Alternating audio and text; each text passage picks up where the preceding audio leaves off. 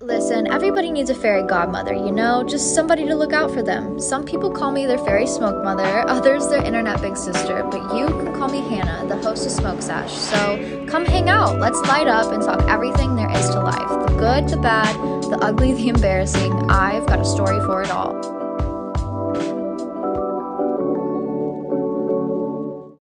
Good morning, hotties. Welcome back to another beautiful, amazing, wonderful episode of Smoke Sesh. I'm so excited to be back with you guys, hanging out, lighting up, chatting everything there is to life. I hope you're all doing well. I hope you had a safe and sexy weekend. I actually had a pretty hectic weekend. I feel like usually I get on here and I'm like, oh, I did nothing, which is that usually that's the case. Usually that's the ideal. I have lived my hot girl, party girl lifestyle now. I do truly enjoy spending my weekends doing absolutely nothing. Maybe some like yoga, making a fun meal, sleeping in. Like those are the things I look forward to now. But this weekend I kind of reverted back to my party girl lifestyle. If you don't follow me on Instagram, at Hannah Marlene, I was posting all about it this weekend, but I went to a rave. Fun, amazing. You guys know how much I love my raves. And, St. Patrick's Day was on Sunday, which I was like, I'm not really gonna do a lot for St. Patrick's Day.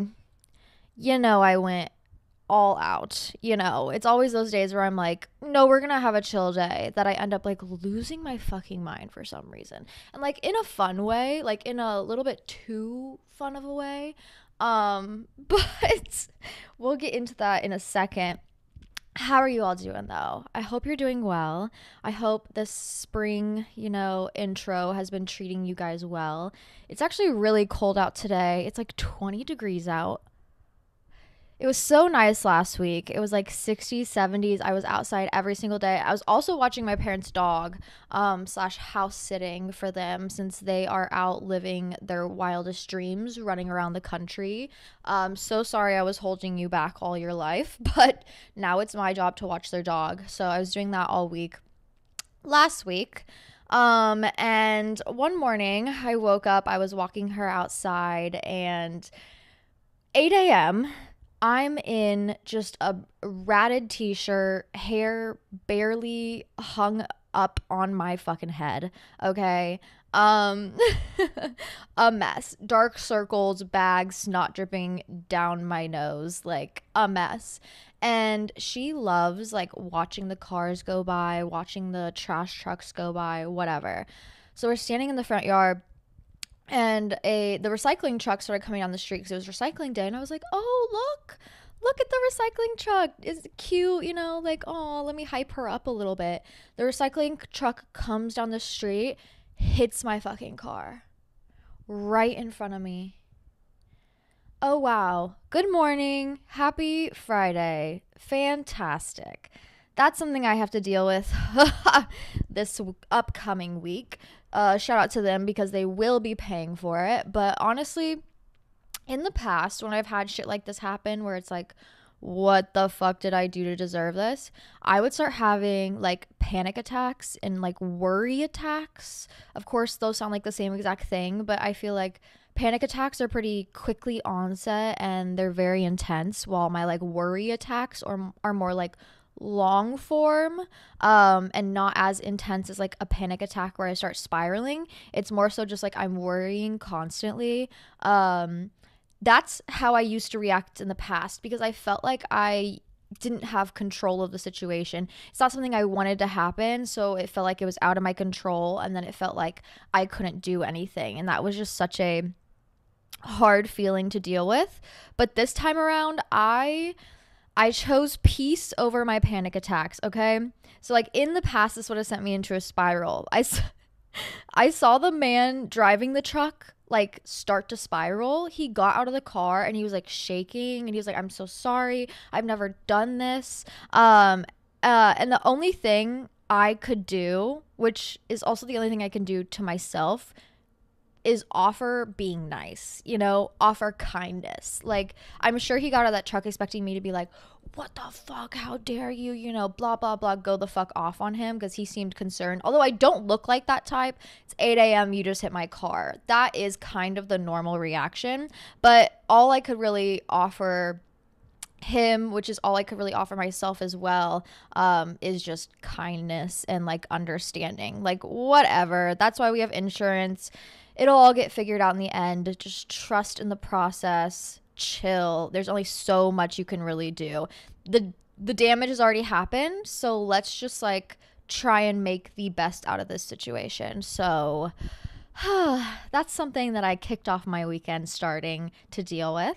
It literally hit my back bumper, ripped my entire back bumper off, and scratched on the side of my car. And I was like, oh wow, fantastic. So I will be taking my car to the body shop this week to go get a quote and then have them pay and fix that, which honestly, listen, even in the bad situations, it usually works out for you, because my back bumper was already fucked the fuck up. So yeah, you know what? We're getting a new one for free. Fantastic. Kicked off my weekend doing that. And then I actually had a lot of days off from work this week. Recently, I told you my manager gave me Mondays off so I could focus on this podcast and filming with you guys, which is fantastic. Love her endlessly. And then I took Wednesday off because it was just so nice out, and it didn't seem like I was going to make a lot of money that night. That's the one thing about being in the industry that's really nice, like especially the service industry, is if you don't think it's a good money night, you can call out. Like, don't waste your time. There's nights where I will go into work for 4 or 5 hours and make $14. And at this point, if I feel like that's going to happen, I will offer up my shift, trade it, whatever needs to happen. You know what I mean?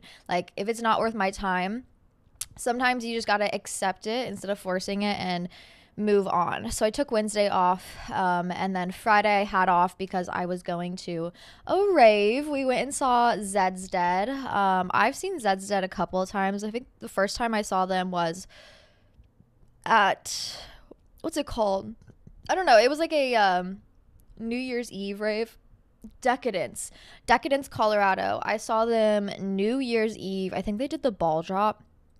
No, I did the ball drop with Rez. They played the first night. They played like the midnight set the first night, and they were super duper fun. So I was like, fuck it, let's go, let's have a good time. It was a 2-day event. One of you guys asked me what the rave scene in Kansas City is like, and honestly, there's a lot of, like, especially in this city, there's a lot of small groups that are very well organized, and there's a lot of people a part of it. Like, the music scene, the rave scene, the art scene, like any sort of small interest you have, I guarantee there's a group of like 50 plus people who are interested in the same thing, and there's like a weekly event in your area. I promise you. And the rave scene is something that I've been a part of for a long time, especially in this city. And I think the rave scene here is really great. We have a lot of amazing artists that come through here. We have a lot of amazing small artists that are from my city that throw great shows. We have a lot of amazing venues. I remember growing up, like, my form of partying was not going to the club. It was going to a rave and then going to the warehouse downtown after hours until like 6 a.m. and then just like partying in the warehouse until A, the cops showed up and kicked us all out, or B, I got tired and had to go home. But the rave scene is really great, and I think it's a really great community. Everybody is really nice and kind to each other. That's just the territory of the rave scene in general. It's not just Kansas City, it's everywhere. I feel like people are very peace, love, unity, respect, which I am obsessed with. So yeah, I think it's a great scene here. But we went out Friday night, and I was like, you know what? I'm just not going to get too crazy, like. But my problem is I'm like a literal binge drinker. This is a problem that I have slowly been recognizing within myself. It's like when I start drinking, I'm like, well, another one won't hurt. Another one won't hurt. Why don't I have another one? So after I started realizing that, I had to start limiting myself, because it's like, you know what? I binge drink, sure, but it's also like in a fun environment where it's okay to do so. I just can't be doing it every single night, or honestly every single weekend. Just not healthy for me. So I started out the night with a beatbox. I don't know if you guys know what those are. Honestly, 10 out of 10, love. They're very similar to like what a Four Loko is. And they sent me a case of beatboxes, so shout out beatbox. But they're so yummy, and if you need a fun little drink to carry around with you all night, it's perfect. They have a screw on top that you can put back on, which is what I love about it, because then you can take it to go, you know, walk down the street, have your little box with you. But I had my, what did I just call them? Wow, brain empty. Let me take a sip of this espresso, okay? Also, one thing, the drinking has really affected my memory. I don't think it's the weed. I genuinely think it's the drinking. Alcohol is so bad for your brain. Not to be like a Debbie Downer here, like shit, I'm just turning 25. My brain is fully forming. I'm making a bunch of connections, and I want to share them with you guys so then we can kind of learn together. But my memory is so bad, and it's not from the weed. Like, it's not from smoking. When I smoke, my memory doesn't disappear. Like, I still remember what I do, and I remember the events, and I don't have a hard time recalling past events. But when I drink, it's not like I black out. I just forget what happened. And I don't know what necessarily causes that. Maybe one of you guys are doctors. Shout out to you, and you can let me know. But it's just a reoccurrence that I have been realizing. But I had my little I had my little to-go cart in. We pulled up to the rave. We pulled up a little late. The opener, though, was amazing. Oh, my God. Had never seen her before. Her name was Dewey. She was fantastic. Honestly, better than Zed's Dead, dare I say. I mean, love Zed's Dead. They're a classic. But Dewey was such a vibe. She was playing like a Lord House remix, and I was like, she just gets it. She knows what the girlies want to hear. This is fantastic. But yeah, I'm over drinking. I had my little carton, I had my little beatbox, got there, immediately went to the bar, got a double vodka soda with extra limes. My boyfriend had a vodka Red Bull. I chugged that before Zed's Dead came on. Everybody was waiting for them to come on, and I was like, okay, I have exactly 5 minutes to make it upstairs to the bar and back downstairs. Fuck it, let me go get another drink. So I left. I went and I got another vodka soda with a lime, came back down. I think that's all I drank. Not a lot. In the grand scheme of things, not a lot. I have definitely drank more before. But holy shit. The next day, it just really took it out of me. No one tells you, like, getting older, your hangovers get worse. Like, the way you process alcohol is harder. Your body has a harder time dealing with it. Like, when I was young, I would drink that as like a start, and then more and more and more, and I would wake up the next day and be fine. I'd be like, all right, who's going to IHOP with me? What are we doing? Let's hang out. Like, full of energy. Now, holy shit, I'm like, my brain cannot handle this anymore. So I think I'm more of an edible THC drink girl now, and I think I'm over drinking. I say that as if I didn't start drinking 2 days later. Saturday, I finally had to go into work. Was a little hungover for that. Shout out to my manager for being cool about it. But randomly found out that my manager was leaving us. And I have gotten really, really, really fucking lucky with having the best managers ever throughout my restaurant career. And it's really hard to find a good manager, but I have so much love for her. She was just like a second mom to me. I've been having a really hard time like reconciling with it because I have like a little bit of like a mother-daughter wound. So whenever I like lose, I know I'm not losing her, but whenever I feel like I lose a older female friendship in my life, it like triggers some form of abandonment in me that I have a really hard time dealing with. And this is not something that she wanted to do. It was something that corporate, and fuck corporate. I cannot wait to tell you guys all the fucking tea on this place I work at and how awful and horrible they are to us. But they told her essentially, you have no choice. We are forcefully moving you to a different restaurant, and we're not paying you anymore, even though it was like a 12 to 20 grand difference in what the annual salary should be working at this other restaurant. They said, we don't have the money to pay you for that, and you have no choice. If you want to keep working here for us, you have to move restaurants. Oh, but we just sent out an email, and the top 3 people working in our company just got a raise and a promotion, and like $100,000 raise and a promotion. And remember to congratulate them on it. Remember to say congratulations if you see them. But fuck everybody else. We don't have money for you. We're not going to pay you anything.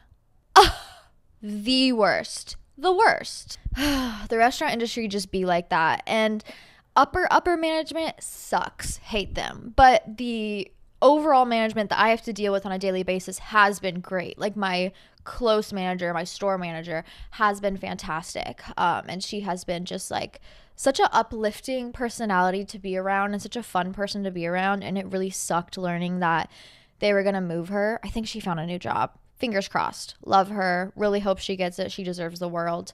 But that was something that was very fun and funky to learn. And I kept saying, you know, once you leave, like, tell me when you quit. Tell me when you leave so I can apply to different places, because I mean, I love my restaurant, but I've been there way too long. It's time to switch it up. I want to move to like more of a fine dining, smaller, more homegrown restaurant, something like that, less corporate-y. So I was like, tell me when you're leaving, and she just sprung it on me. So I actually have an interview at a new place coming up. Pro tip, if any of you guys are like, I need a new job, I don't know where I want to work, I need them to recognize me. First of all, for whatever industry you work in, I guarantee your city has like a Facebook group revolving around it where they post job offerings or like, hey, I'm looking for a job, or just like small networking things. In Kansas City, it's like the KC restaurant group or whatever. So I was in there panicking and searching and looking around, and I saw a few people mention a couple of different restaurants that would be possibly hiring. So I, first of all, crafted a beautiful resume. You need to brag on yourself a little bit and make sure your skills are listed, make sure it's very easy to read, and make sure it's one page. Fit all that shit onto one page, okay? Now I will apply on like the ZipRecruiter, Indeed kind of applications. I will apply on those, but like 98% of the time, they are not going to see those applications. They aren't, because they're getting hundreds of them. So they might look at like the first 5, find someone who's qualified, and then immediately hire that person. But they might not look at the last 90. So to make sure you're seen, take that email or take that resume. Okay. You're going to hunt down the HR person on, what's it called? What's the networking app? LinkedIn. You're going to hunt down the HR girl on LinkedIn. You're going to hunt down the hiring manager on LinkedIn, find her email, send her a personalized email with your cover letter in the email, attach your resume, say the times you are free, how she can contact you, why you would be a good fit for the company, reach out, shoot your shot. Do that for every single company. I guarantee they will get back to you in a week. I guarantee. And even if they don't, they have that email. They see you like working harder than everybody else. They see you putting the extra effort in to be seen, and they will remember that. So if another position pops up, they will make sure that you are then contacted. They have your information. They don't have to go hunt you down through 90 to 100 different applicants. They can find you very easily. So like, be personal, reach out, find their email, hunt them down. Okay, it shows initiative.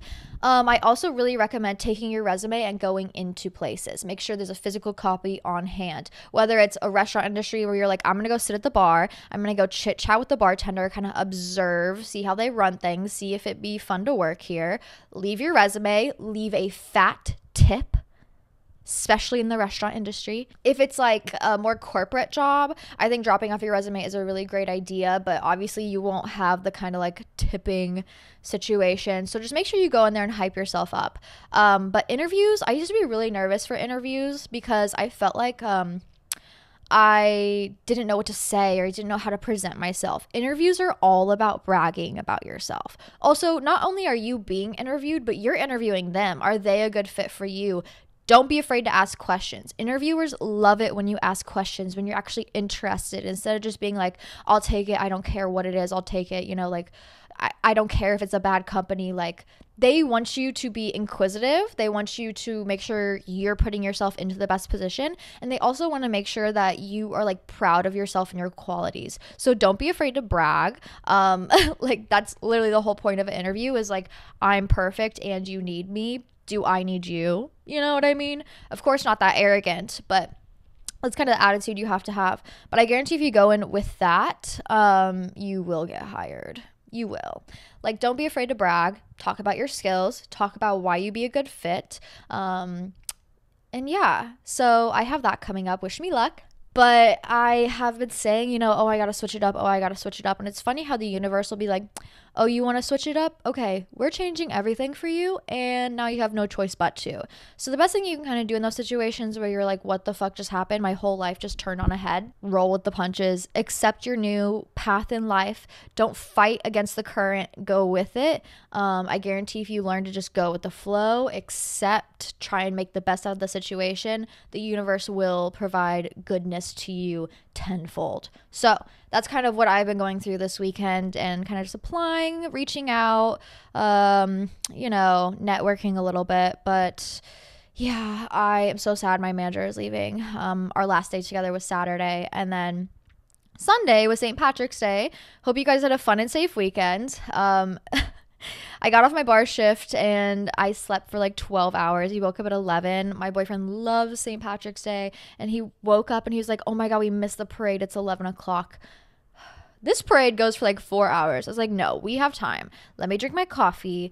Let me put on an outfit. Let me do my thing. Let me get ready. And then we live pretty close to where the parade happens. So we just walked a couple blocks up to the parade, hung out, corner of 39th and Broadway. There was a fun family out there dancing, hanging out. So we were hanging out with them, dancing, like shout out to the girlies out there who were having a good time. Ended up in Westport for a while. I had to stop by Kelly's because it's the only like Irish bar that I really constantly go to. Actually the only bar that I am constantly going to. I love Kelly's. Yeah, we had a lot of fun. Went there, had a beer, went back to the parade, hung out, watched the floats, watched the drum lines, you know, too much fun. Ended up at Westport Cafe. They were doing like gourmet hot dogs and raclettes. So we had like a gourmet hot dog with sauerkraut on it. Listen, hot girl breakfast. Gotta have the hot dog. Also, after the Chiefs parade, there was a lot of police and FBI ? With large guns. They brought the Dare car out. If you guys didn't see that picture, I posed in front of the Dare car. Shout out to them. But yeah, just had a blast. Ended up finding the Jello shot lady. Shout out to her. She was hustling. She had her boyfriend dragging the cooler around, and she was just Jello shots. So we got 2 of those. And yeah, just had a great time. It was also my manager's last day, and even though I didn't work, I wanted to come celebrate with her. I always told her I'd bring her lunch or something, and so I went and I stopped by my favorite Mediterranean spot, Hibachi House. Loved them so much. Got her some homemade hummus and pita bread, brought that, dropped her off, got a little drunk at work, had a couple cocktails with my coworkers, just celebrated with them, and said goodbye to my manager, and then ended up at home. When I get drunk, once again, I get into a binge drinking mindset. So I was like, I'm gonna go to Westport after this, I'm gonna go out after this. Girl, no, go home, chill, take a shower. That's what I ended up doing. Thank God I did not need to go out again. But so sorry to my coworkers that I'm always like, I'll be out later tonight, and then I never end up back out. Really sorry about that. I ended up staying in, and then I made steak frites for dinner, just like homemade fries, some béarnaise sauce, and then some steak. It's the best kind of Sunday meal. Maybe I'll make a video on it and post it on Reels. You guys really liked that cooking vid in my outfit video. I'm going to do more of those, so stay tuned. Follow me on Instagram at Hannah Marlene if you want to see more of those. I've been having a really fun time making reels, but yeah, that's a lot to catch you guys up on. So sorry that took up so much time. I've just honestly been busy for a change. Usually my intros are like 6 minutes long because I'm like, I did nothing. I protected my peace, which is a vibe, valid, but I actually had a lot to catch you guys up on, so I thought I'd chat. Hopefully next week I'll maybe have a new job. Stay tuned. But yeah, having a great time. The rest of the week, I think I'm just going to rest, relax. The spring equinox is happening, so I am going to try and just like deep clean my house, ritual a little bit. I posted some spring equinox journal prompts on the Patreon. I will also be posting a spring equinox ritual for you all tomorrow to partake in. I love a simmer pot. If you guys don't know what that is, it just like cut up oranges, fresh herbs, cinnamon, any sort of like spices and smells and things that you like, some fresh jasmine flowers, throw them in a pot of boiling water, and then just boil it all day as you clean your house. You can just keep adding water to it and adding water, but it is the best way to kind of like cleanse your house, cleanse the space, cleanse the air, and bring in newness and just like revival to your life. It's a great ritual for you guys to partake in this spring equinox, but I hope you guys are feeling the warmth, the light, the renewal. I know I definitely am, and I'm very excited to see where this takes us this spring. I think it's going to be a really good one. I think it's going to be the best summer and spring yet. So with that being said, that's really all I have to catch you guys up on. Really just minding my own P's and Q's this week, trying to adultify my life in whatever aspect I can, deep clean, interviews, things like that. But it feels nice. It does feel nice to kind of like be on a new path and follow it and kind of just go with the flow instead of fighting against life. Life gets a little bit easier if you just learn to accept what's in front of you and make the best out of it. So love that. With that being said, let's not waste any more time and let's get into all of you guys' questions. Speaking of not really drinking anymore, I just got some of these THC infused like seltzers. They are 0 calories, 0 sugar, 2.5 milligrams THC, 2.5 milligrams CBD in the small ones. They're called Wink. They're so cute. Hold on. Aren't they adorable? And they have a bunch of flavors. My go-to like afternoon, evening activity post dinner is I forgot I'm an adult and I can like buy gummy bears and fruit snacks. So I bought a family pack of fruit snacks. And I'll have like one of these and a bag of fruit snacks as my like little dessert every night. And honestly, it's a vibe. They make bigger ones too, but I like these little small ones. They're like perfect on the go. This one is lime twist, but yeah, like I said, they have like a mango, a tangerine. Here's a little ASMR for you. Mango, tangerine, lime, and then black cherry, and they're seltzers. They taste exactly like a LaCroix. So if you like LaCroix, these are fantastic. 10 out of 10 recommend. But cheers. Good morning. Ooh, I haven't had the lime before. This might be my favorite. I'm not a limey girl, but this is good. This tastes like a, and no alcohol. Onset in 10-15 minutes. I feel like when you drink THC, it starts acting way faster than eating it because your body doesn't have to like metabolize a gummy.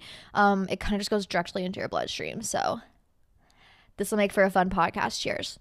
Anyways, let's get into all of your questions that I am going to try and fire round through.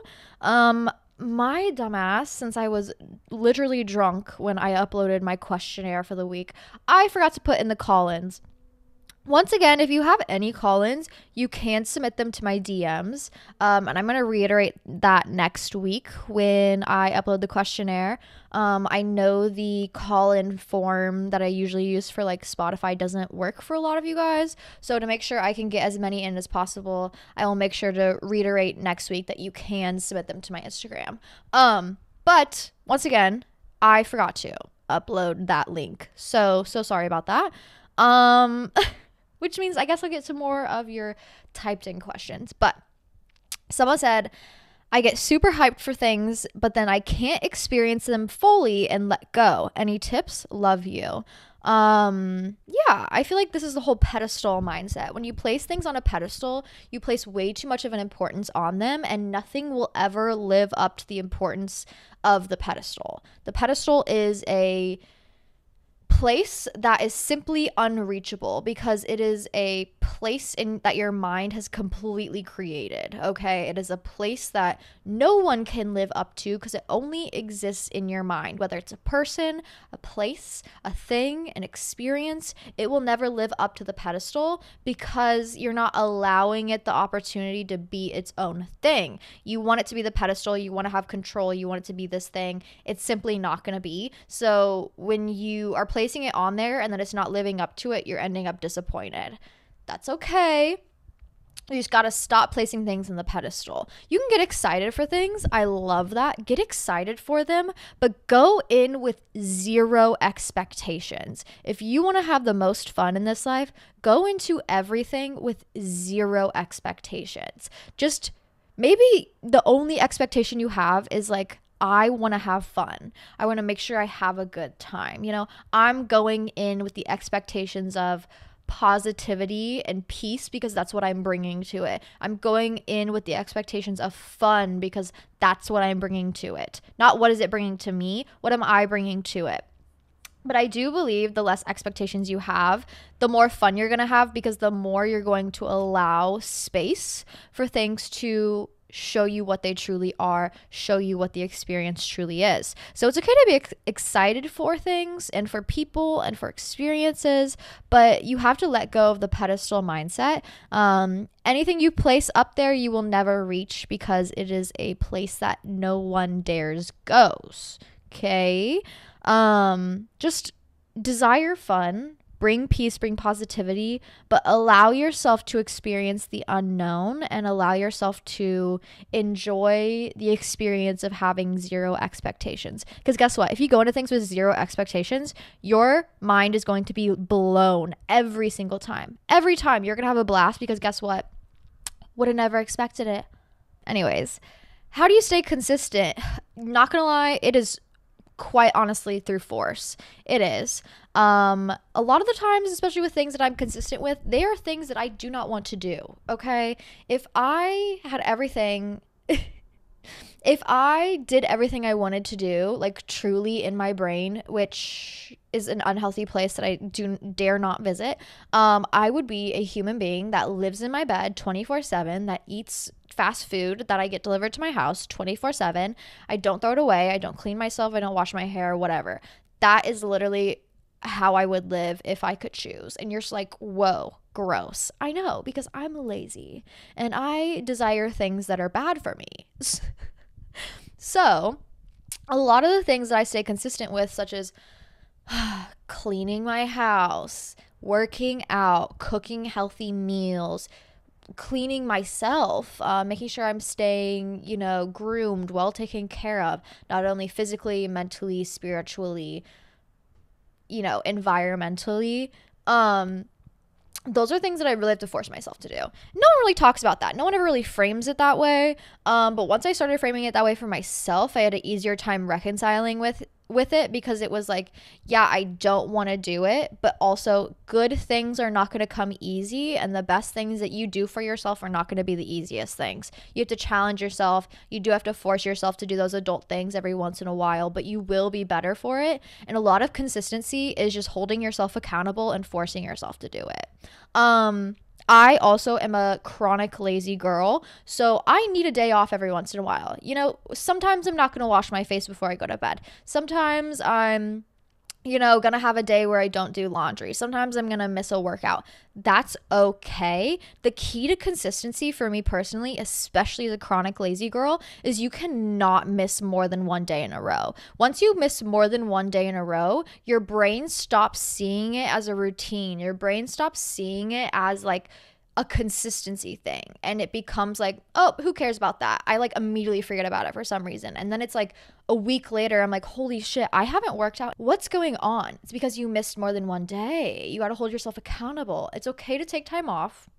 It's okay to offer yourself a little break, but you have to stay consistent, and a lot of it is simply through force. I'm so sorry, I hate to break the news to you, but sometimes you got to force yourself to do things you don't want to do for the sake of betterment. Someone said, I can hear the birds chirping again. I think it's going to be okay. Real. I love waking up every morning to like the morning doves outside cooing and the birds chirping in the morning. It is so nice. It is such a nice change of pace. Help, I'm a chronic alarm snoozer and wake up at noon daily. Nothing helps illy. First of all, you can't snooze. There's no snoozing. Snoozing doesn't work. There's no snooze.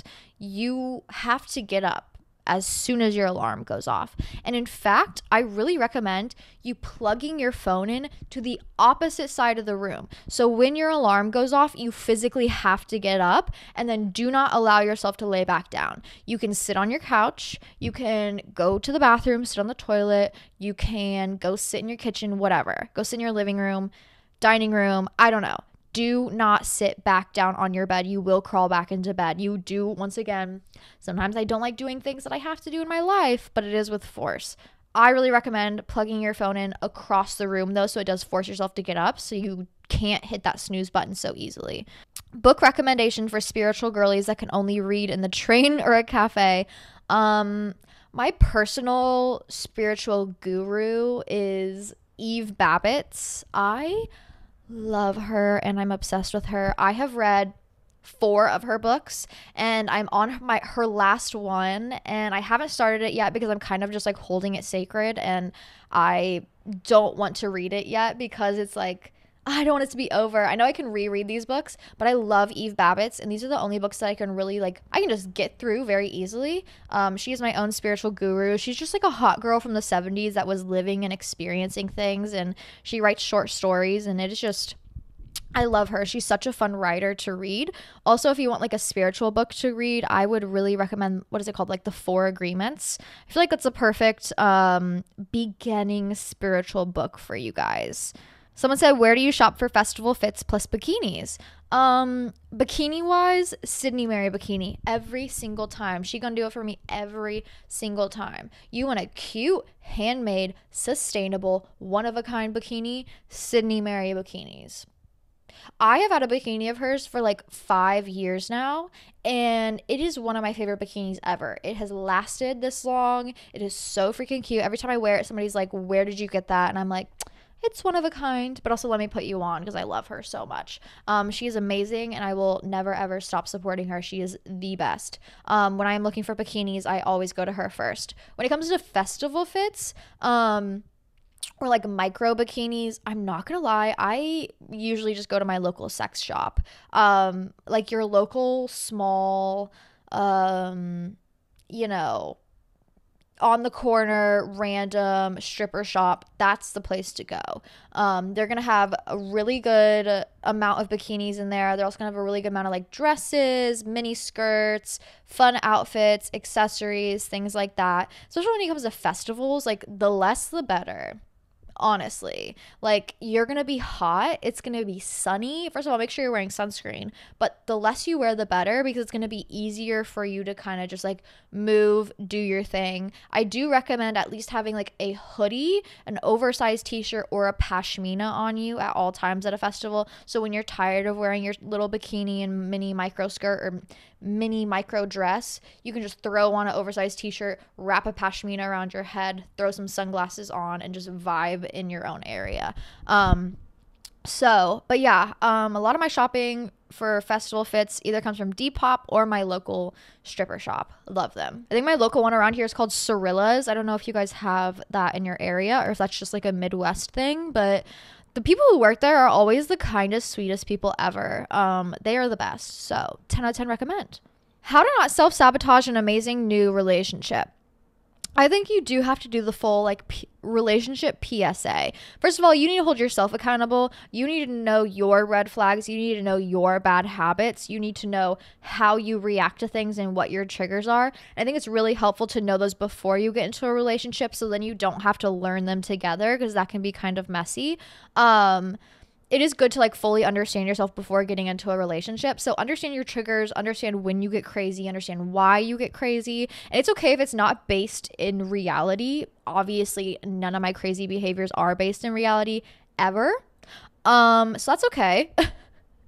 But understand where they come from and why. And I do think it's important, especially not in the beginning, but if you're dating, you need to have the relationship PSA of okay, here's my crazy. I'm going to just tell you how I get fucking crazy and my demons and, the scariest parts about me. We need to have that little PSA and share that together to see if our demons mesh well. You got to find someone whose demons you can put up with and who they can put up with your demons, quite frankly. Once you find demons that vibe with each other, that's when you guys will get along. But you have to have the relationship PSA, so then they know what to look out for. And then when maybe you don't know when you're behaving crazy, you're just having a blackout crazy moment, they can be okay, we talked about this, you told me you do this habit that's really bad in a relationship that's self-sabotaging, and I think you're doing it again. I don't mean to call you out, but I do want to hold you accountable because we did have this talk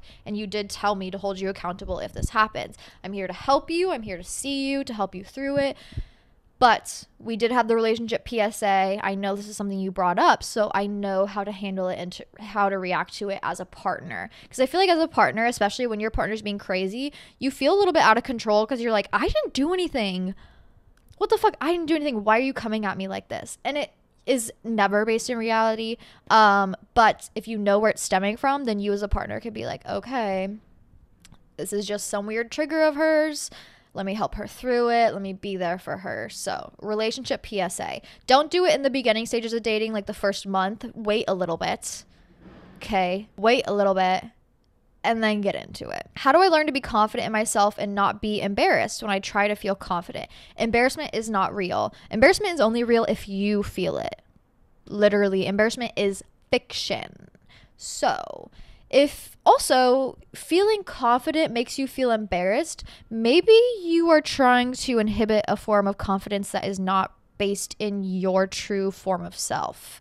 You know what I mean? When I really truly believe in the fake it till you make it situation, especially if you have never inhibited confidence before and you don't know how to inherit it or to behave confidently, you do have to fake it a little bit just to kind of put yourself in the mindset and get comfortable in the mindset. So once again, you do have to fake it till you make it a little bit just to get used to the whole confidence feeling, confidence mindset, confidence understanding.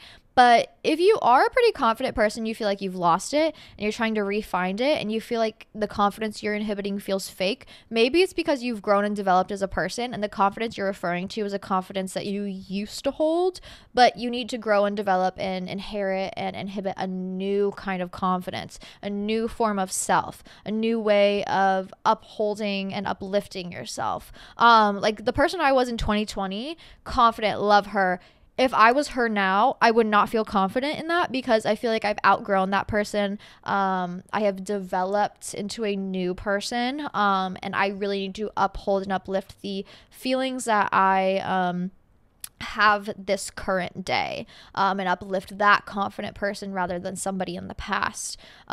So ask yourself, is this a confidence that is based in who I want to be right now and who I want to be in the future? If it's not, if it's something you're holding on to from the past, let go, open your mind up to a new possibility of who you want to be and how you want to present yourself. And also understand embarrassment is not real. It's not, okay? You can only be embarrassed if you feel embarrassed of yourself. So allow yourself to be a human being, allow yourself to be a little weird and fucked up, and everybody's going to have their human moments, but unless you're embarrassed, then no one else will be embarrassed for you. And if somebody else is embarrassed of you, why the fuck are you even around them? Do you know what I mean? Like, if they're making you feel bad about who you are as a confident person, why the fuck are you around them? Literally. Anyways, yeah, embarrassment is fiction. Fear is fiction. You only feel those things if you make yourself feel those things. But also, easier said than done. You know what I mean? I understand those feelings will come. I think having a good affirmation or word of wisdom to help yourself through it is very nice. Just being like, embarrassment is fiction. You know, whenever you feel those things, say that to yourself. Embarrassment is only real if I let it be. Say that to yourself whenever you're feeling that. It'll help you kind of reframe the way you're thinking about it and not thought spiral so hard. Not liars, but people who like to withhold information. Ugh, a gatekeeper. Yeah, I hate those people. I hate those people. Like, no one cares about your little secret.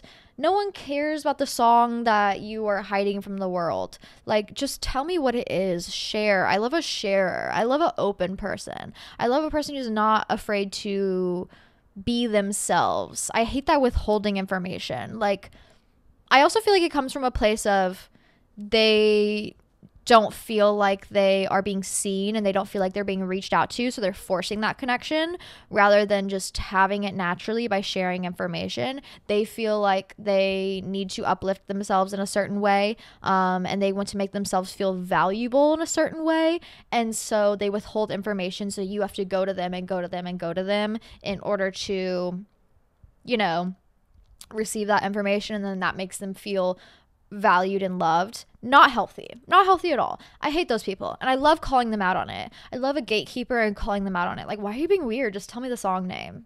No one cares. Or like, you know what, never mind, I don't care anymore, whatever. You know, sometimes you do have to call them out a little bit, but if you feel like this is a constant thing that somebody else is doing and you're not vibing with it, maybe it's not a person to be around. Someone said, what is the proper response to a compliment? I feel that thank you should be reserved for favors/gifts. I do agree, because when I give a compliment and they're just like, oh, thanks, I'm like, oh, is that it? I'm sorry. I was trying to spark up conversation and it just like ended for some reason. The conversation started and immediately ended. I love a compliment to start a conversation. So like, I think the best way to respond to a compliment is to give one back. Always, always, always, always. Return that energy. If they're giving you positive energy, return it back. Instead of just being like, oh, thanks. Because then you're just like, oh, why the fuck did I say that? You know what I mean? I mean, sometimes it's not that deep ever. Sometimes I like compliment people because, hey, I like her fucking shoes. I'm going to say it as I pass her. Cool. I don't care how you respond. I just want to compliment you. But sometimes when you're trying to spark up a conversation through a compliment and it ends very quickly because they're just like, oh, great, thanks, it's a little awkward. So every time someone compliments me, I really try and make it a thing that I compliment them back, give that energy back. Someone said getting over insecurities about my body during sex. One thing that helped me be really confident in my body, and this is really weird advice. It's not going to be, you just need to love and uplift yourself. I mean, always. But for me personally, when I was the most uncomfortable with my body, it's because I was constantly avoiding it. I was not interacting with my body. I was not addressing my body. I was not looking at my body. And when I did, it felt like a shock because I was never interacting with it. You need to interact with your body as a body, not as a commodity or something that's supposed to be snatched and so hot and all that. That's not what your body's for. Your body is a body for living in and experiencing through. So address it as that. One of the best things I did for myself when I felt like I was uncomfortable with my body or I wasn't addressing it as much as I should or using it as a body was I started off with just like allowing myself to be naked. Okay, shut your blinds. Make sure you're safe area. But just allow yourself to be naked. Allow yourself to be a body. Stop covering yourself up. Stop avoiding it. Look at yourself in the mirror. Get used to it. So then it's not so fucking scary. Okay? So then it's not a jump scare. Your body should never feel like a jump scare. And if it is, it's because you're avoiding it in some sort of way. So the best thing I really did was allowing myself to be naked, allowing my body to be a body.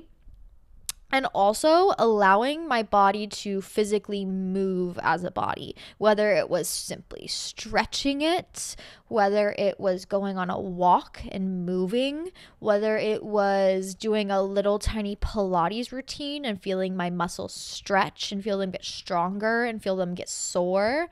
That is honestly the most recent thing I've done to really address my body as a body and as a physical form and uplift it in that sort of way and kind of uplift that relationship I have with it.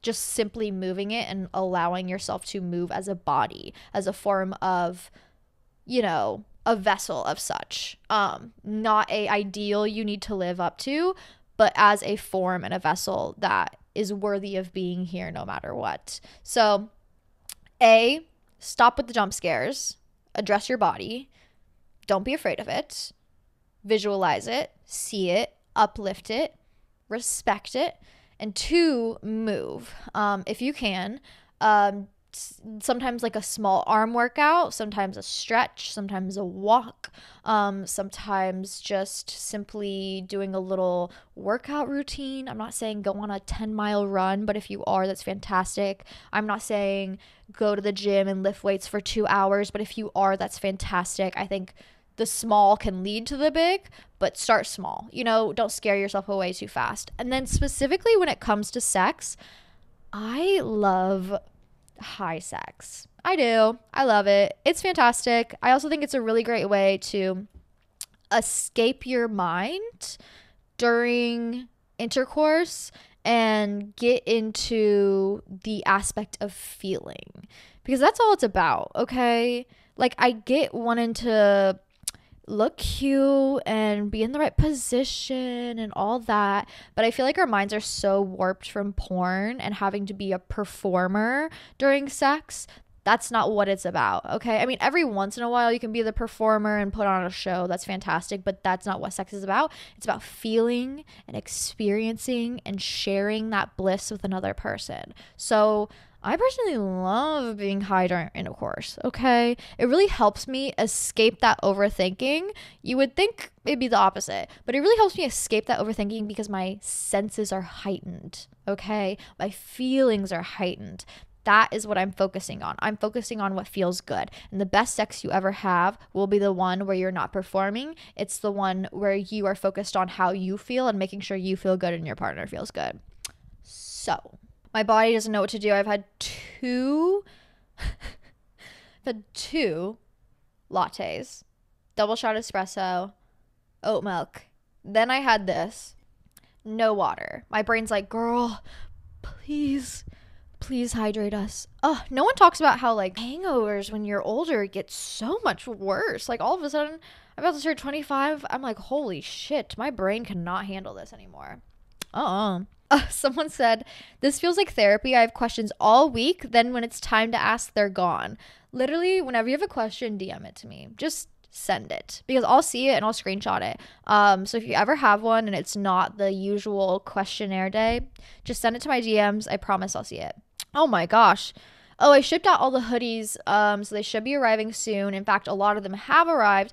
If you got your hoodie, take a photo in it. I want to see. Listen to the podcast in the hoodie. I want to see you guys in it. You guys look so cute, and I want to share that with the world. Hangxiety. So embarrassed after blacking out, smacking my BF, and having to be carried. Yeah. This is kind of why I've stopped drinking, because no one talks about like the party girl PTSD. PTSD, the party girl PTSD, where it's like, what the fuck happened? What did I do? Why can't I remember 8 hours? Did I embarrass myself? Did I not? Like, what happened? That is the worst feeling ever. And I hear you and I get you. Let me go ahead and provide you a little bit of reassurance. You're a hot girl out having a fun time, being silly with your friends, having a little laugh. What's embarrassing about that? Period. You're also ingesting a intoxicant of sorts. Of course, you're not going to be in your right mind. Of course, you're probably going to make some mistakes. Of course, you're probably going to sober you a little bit. You are embarrassing. You're having a good time with your friends, getting drunk. Isn't that the point of it? But I do understand the anxiety and having it be overwhelming. First of all, you're dehydrated, your brain is begging you for water. It's going to be naturally anxious because you need food, you need to be hydrated, you're super dehydrated from all the alcohol. You also probably had a couple Red Bulls or at least some sort of stimulant, some sort of caffeine. That's also going to up your anxiety a little bit. Very natural response, bodily response. That then turns into the anxiety of, well, where is it stemming from? You being dehydrated. No. It must be stemming from what I did last night. So let me overthink it. Let me, overthink myself. Let me overthink all of my actions and let me spiral a little bit. Not healthy. It's okay to have a little bit of anxiety after drinking. Very normal reaction. It usually has nothing to do with what you did last night and everything to do with you were just drunk. Period. But also that was a big factor in why I've been trying to cut back on my drinking and not drink so much. It's just not a feeling that I enjoy. It's not. And I know it's just like a part of the whole drinking process. The same way, the anxiety that comes with the onset of smoking or enjoying a THC edible or beverage, you're going to have a little bit of anxiety because there's a bodily change happening. There's a chemical change happening. You are ingesting something. Of course, your body's going to be like, wait a minute, what's going on? Very normal, natural reaction for your brain and body to have. Same thing with drinking. The next day, you're dehydrated. You ingested an intoxicant, you're coming down from it, your stomach is trying to process it, it's still in your body, your body's having a hard time processing it. It's going to be a little anxiety inducing. It has nothing to do with your behavior, but it has everything to do with the intoxicant. Now, if you also made a mistake last night, you were also like a little embarrassing, something you maybe wouldn't have done sober, of course, because you weren't sober, that feeling heightens that anxiety of what you were going through. And that is really, really no fun. Let's be real. Not a great feeling. So how do I combat that? I feel like I've tried to drink less. It's okay to feel that way every once in a while. When you're not dealing with it every weekend, it's way easier to deal with. When you are not experiencing it every weekend, it's way easier to deal with and experience the few times that you do have it because you're not experiencing it all the time. It doesn't feel like reality. This is just a reaction your body's having. It's because you went out last night. But if you're constantly going out, of course you're going to have a little bit more anxiety, a little bit more hangxiety than usual. I say cut back a little bit. Also, you need a good fatty meal in the morning after you drink. First of all, drink as much water as you can. Take a Tylenol. Smoke a little bit if you can to reduce those thoughts and chill yourself out. Have a good fatty meal. I'm talking Egg McMuffin from McDonald's and a hash brown with some ketchup and orange juice. I'm talking homemade breakfast burrito, homemade breakfast sandwich. I'm talking a burger from McDonald's and chicken nuggets if that's what's best for you. But you do need something fatty so your brain has something to heal with. Your body also has something to work with when it comes to processing the alcohol that's still in your body. Be kind to yourself. Chill out. It's okay. Have good friends around you. If you made a mistake, apologize. Be like, hey, listen, I'm so sorry. Obviously, I was intoxicated. Really bad mistake of mine. So sorry. Let me really show up and apologize for the situation I put either you in or myself in, whatever it was. Have a little laugh it off. It really is never that serious, especially if it's something small. Because you can't help what you do when you're blacked out sometimes. Hangxiety. Let's break it down. You might also have regret or worry. Listen, that's okay. Once again, you're drunk, you're intoxicated. But yeah, that impact on your judgment and reasoning can make you say or do things you won't usually do. Very real experience. You might also develop an alcohol intolerance. So I know this comes with when you drink too much, also too often, but you start developing onset symptoms quickly, such as nausea, rapid heartbeat, head pain, fatigue. Other symptoms include sleepiness or excitability and warm, flushed skin, especially in your face and neck. It's also possible to experience mood-related symptoms, including feelings of anxiety. I'm just breaking this down scientifically so you feel better. You're also not going to sleep the best. Alcohol can affect your sleep even if you don't drink that much. Literally, when I was drinking at the rave, I got home, had tacos, went to bed, woke up in the middle of the night, heart pounding, dehydrated, feeling like SpongeBob and Sandy's little house when he had no water, completely dehydrated. So if you live with anxiety, you're probably familiar with this cycle that happens with or without alcohol. Your anxiety symptoms get worse when you don't sleep enough, but those same symptoms make it hard to get a good night's sleep.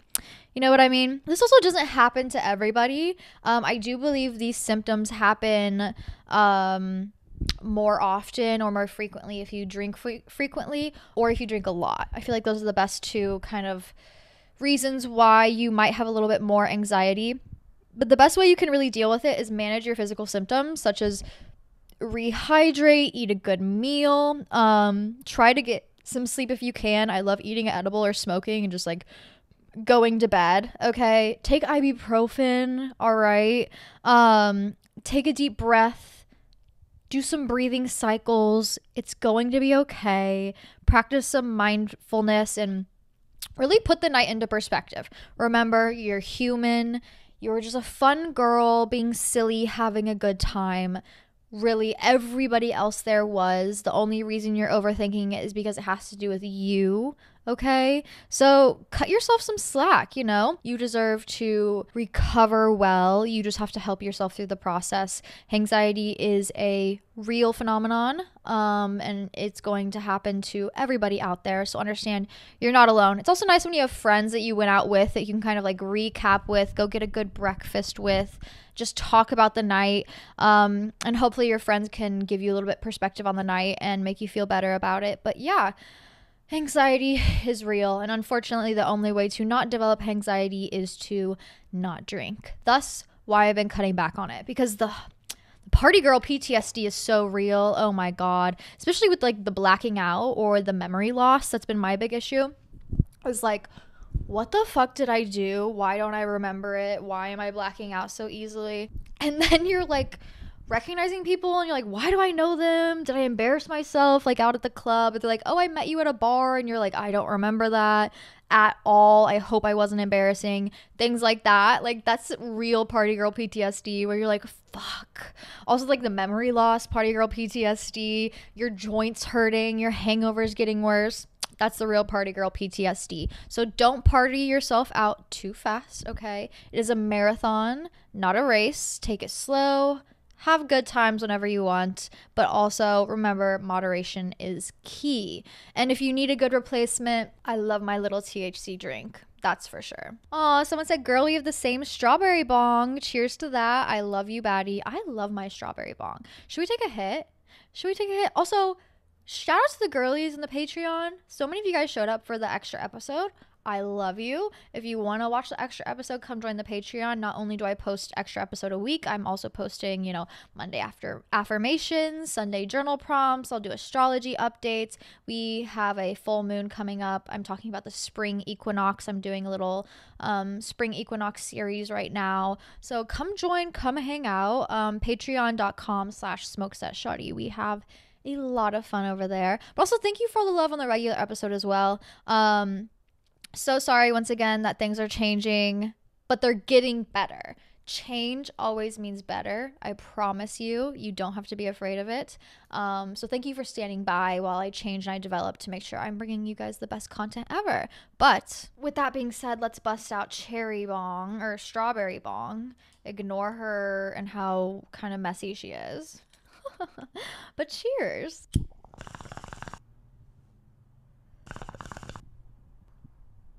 Yummy. Oh my god. I got hit by a car, then fired the next day from my job. Please help. What's happening? Wow. Yeah, I've actually been there before. Actually, which is kind of fucking crazy. But when you refuse to change or see these signs that you need to change, the universe will force you to do it. It will, especially when you're constantly thinking about, I need to do this, I need to do this, I need to do this. Once again, like we talked about last week, the universe only understands yes. The universe is going to be like, great, she's ready to change. Let me force it to happen. And it's not always in the way you would like or the way you would think. It's never actually in the way you would like or the way you'd like to think, unless you enact the change yourself. So pro tip, enact the change yourself so the universe doesn't fucking punch you in the face with change and then you're forced to deal with it. I remember when I got into my huge car accident. I'm talking major car accident. Probably should have ended up in the hospital, but I just went home and then showed up to my 8 a.m. class the next day instead. Insane of me. But it forced a lot of change to happen in my life. I felt like it was like a very quick domino effect, and it was a change that I really needed to take. And it was something that forced me to grow and learn and accept change a little bit more, especially because it came out of nowhere, it felt like. And it was a quick and hard and fast change, like getting hit by a car and then fired from your job. But ultimately, I guarantee 1,000% you will be better for it. I promise you, you will be better for it. So trust, believe in yourself, take care of yourself, put yourself out there. If there's something that you've been thinking about and trying to enact in your life, this is your sign to do so. This is your sign to make that next step, to make that change. You got it, girl. I believe in you, okay? Tuesdays suck at work, so I'm rewarding myself with treat Tuesdays. Suggestions?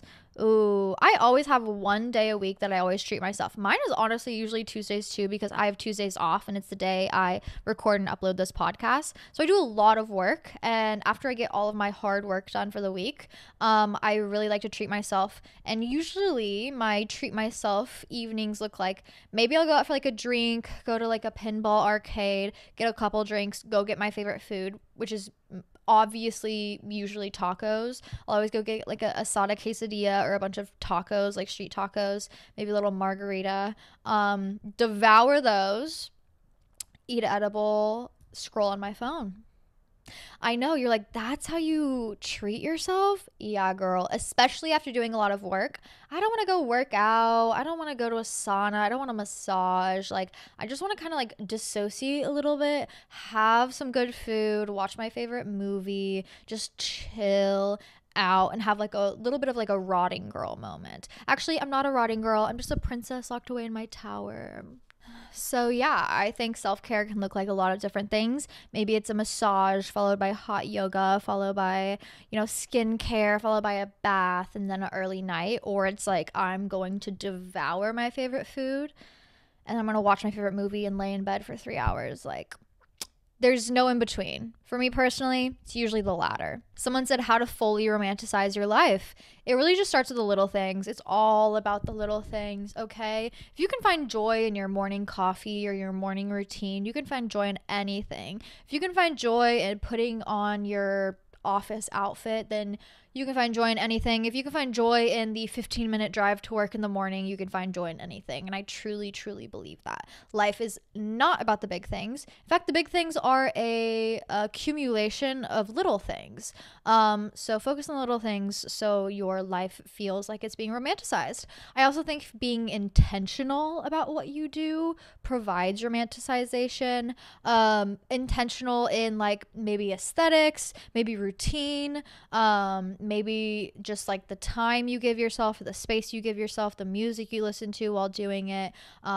That's what really makes those little things. So if you feel like you are not having, the romanticized life that you dream of, start small and then work your way up. And also start with your routine if you don't know where to start. So maybe start in the mornings if you have more time in the mornings or you have a harder time in the mornings, or start in the evenings if you feel like you're wasting your evenings and, you don't have any hobbies or you don't have any things to do in the evening and you feel like it's just wasting your time. Start there and then work your way up. I guarantee life will be good. You will enjoy it. But once I started realizing it was about the little things and collecting my little things and having my plants around me and making sure I'm having a good morning coffee, not wasting money at a place for coffee, saving myself money, providing myself peace of mind that way, creating a good morning routine, making sure I'm getting enough sleep so I'm mentally ready to do so, romanticizing my drive to work or changing my job to one that I actually enjoy. Fingers crossed on that interview. But that's really what makes it matter. that's what makes life worth living. I also think it's about the connections. That's a very like individualized experience, but a lot of romanticized moments do come from connections as well, and building those connections with people and sharing moments with people. So reach out, share love, enjoy life. So it said, left my boyfriend and ready for hot girl summer, as in tanning and eating fruit all day. That is exactly my summer plans. I can't wait to just go lay out and tan and eat fruit all day as well. I cannot wait for mangoes to be in season again. They are the ultimate best. And then finally, when mangoes are in season, I'll make a mango sticky rice recipe for you guys, because it is one of my favorite desserts / just snacks. It's so good. But congrats, girl. She also used a lot of emojis, so I know she's feeling good. I know I'm in a good mood when I'm like, let me put 9 emojis at the end of this text, like some millennial mom. I'm feeling it. Blocking people you don't like. Please love your thoughts on the topic, cutie. Oh yeah, like go for it. Whatevs. Life is what you make it. Like, don't let people in your phone that literally it doesn't matter. It's once you put this down, you enter the real world again. Don't let people in your phone make you mad. It's not worth it.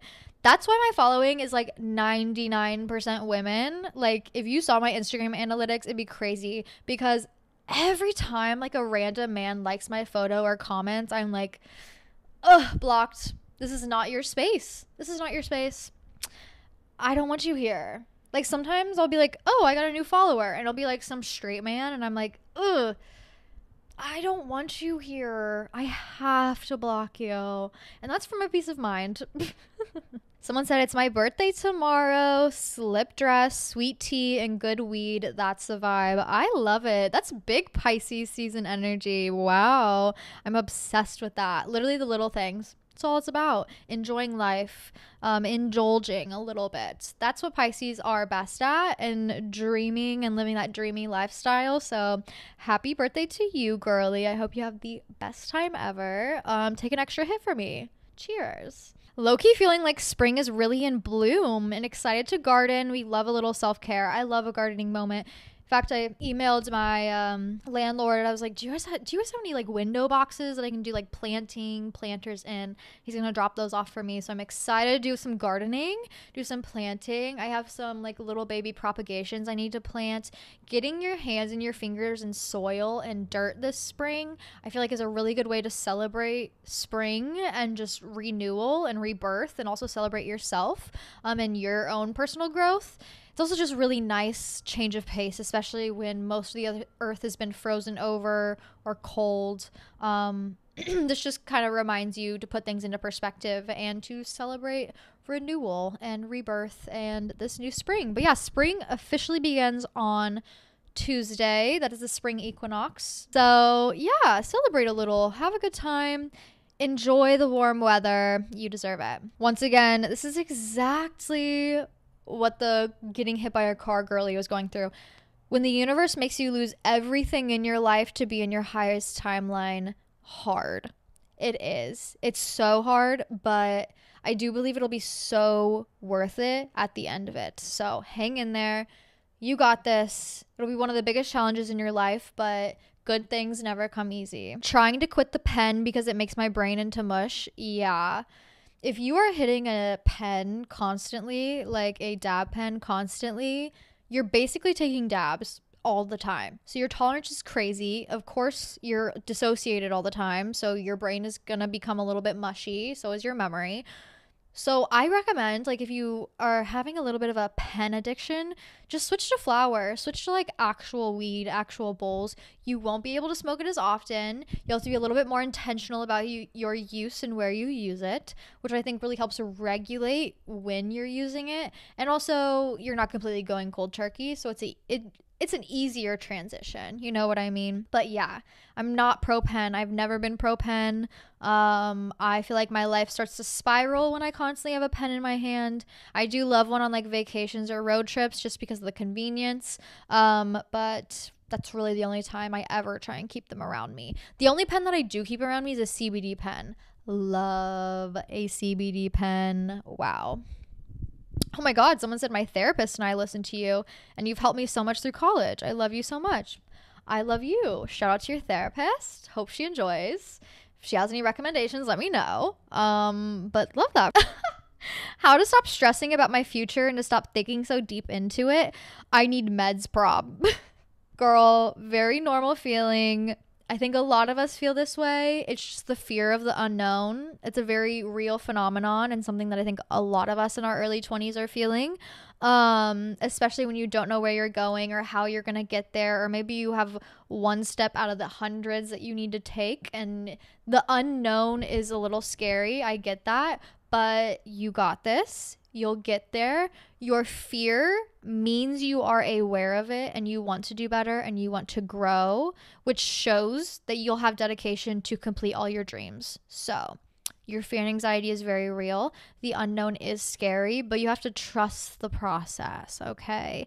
If you got from today and then tomorrow you were where you were supposed to be in 5 years and you missed the process completely and you just jumped directly into your dream self, you would not get the satisfaction out of it that you would get actually putting in the time and the effort and the sweat and tears and getting there. It really is completely all about the process, all about the highs, the lows, the unknowns, figuring it out, learning to trust in yourself and stand by yourself as you learn and grow.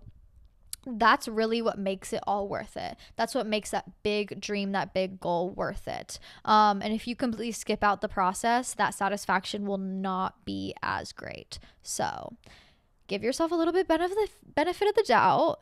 Reassure yourself. Be like, bitch, we got this. Don't worry so much. And just focus on the next step ahead, okay? There's always something that you can do in front of you. You don't have to have all 100 steps lined out in perfect order so you know where to go, because it'll constantly be changing. So you're wasting your time trying to figure out the 100 steps anyways. Just figure out the next step. Figure out the next thing you need to do. Figure out the next person you want to become and how you get there. And just one step in front of the other, because sometimes it's going to change up, or maybe that step didn't work, so you have to go back and then go forward again on a different path. So if you waste your time trying to think and figure out the situation perfectly, or figure out how to get to your destination perfectly, it's never going to work exactly how you think. I mean, nothing ever works exactly how you think. So open yourself up, release your expectations, and just take that next step in front of you. You will get it all figured out, I pinky promise you, because you are worrying about it and it is on your mind, which means you will accomplish it. So trust in yourself, offer a little bit of peace, and take that next step. Also, everybody was freaking out that TikTok was going to be banned. Honestly, I'm not that upset about it. And I am a TikTok creator, because I do think deleting it would reduce the overall brain rot in this country. Let's be fucking real. But I do understand the outrage. Like, bitch, hello, government. A bag of chips is $8. A bag of potato chips, $8. And you're concerned about an app? Let's be real about what we need to focus on. Like, let's fucking get real, okay? Honestly, I hate to say it, my prediction is I really could see them banning it. I really could. Also, unrelated but semi-related, I'm obsessed with the editing girlies, okay? Like the Josh Hutcherson edit girlies, you know, like the crazy edit girlies. I love you. You guys are so talented. Like, you are what the Wattpad girls were of my generation. Do you know what I mean? Like, thank you for providing for the girlies.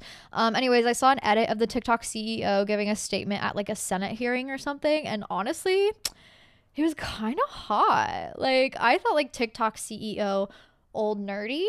No, young, hot nerdy. So that was fun. That's why I love TikTok. Also, speaking of TikTok, why are people so comfortable posting their children online? I do not need to see your child on TikTok ever. I especially don't need to see your child doing a brand review. Bitch, what the fuck? All of those people on TikTok making money off their kids do deserve jail time. I genuinely believe that. And until there are regulations like there are child actors, I don't think like legally you should be able to post your child on TikTok 9 times a day. I'd be pissed if my mom was doing that. Like, are you kidding me? Anyways, do you guys have like very niche like TikTok people that come up on your feed that you're like obsessed with? Like super niche. You're like, why does nobody know about these people? I have two of those. First of all, are the Rubway workers. Do you guys know what I'm talking about? Maybe my feed is just crazy, but it's like the two people that work at Subway and they're just high as fuck all the time. It's like this gay guy and this girl with killer bangs, okay? And they're just so fucking high at a Subway, like goofing off. Like that shit, love it. Literally the other day, I opened the app and that guy was eating an entire polka dot mushroom chocolate bar on the clock and live posting. I was like, I love it. This shit is hilarious. I'm like, what are they gonna do? Get in trouble? Let's be real. It's Subway.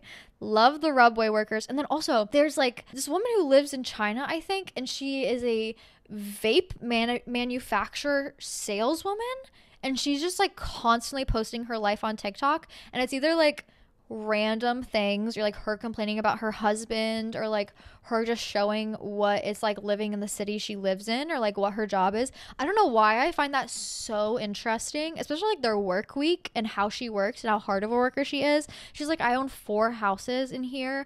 I'm like, what is going on? I love it.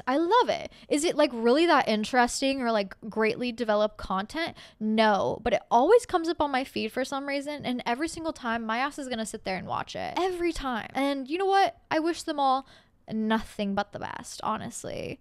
Anyways, those are my 2 like very niche TikTok watches, and they always come on my feed at like 10 o'clock at night as soon as my edible is hitting, and I'm like, perfect. Anyways, I think that's it for the podcast, you guys. I know I gotta go. I gotta edit this. I gotta get on with my day. But I really hope you guys have had a great time hanging out with me. I have a blast every week being able to do this. Thank you for hanging out, enjoying my life side by side with me, while also simultaneously sharing your life with everybody else in this community. I'm so genuinely grateful for every single one of you. I hope you had a fun, safe weekend. Remember, Hangxiety, it's a very real phenomenon, but just remember to be kind to yourself, accept change whenever it comes your way, and let go and live life. You know what I mean? Be kind to yourself. But if you want to watch the extra episode every single week, come join the Patreon. Patreon.com/smokeseshshoddy. I post the episode there for all of you guys. Last episode was like 30 minutes, but I'm gonna try and get the extra episodes to like an hour and a half, as well as the Tuesday episode to hour and a half. But thank you for being patient with me as I learn and grow and develop. If you want to see more content from me, I'm posting a lot more content on Instagram at Hannah Marlene.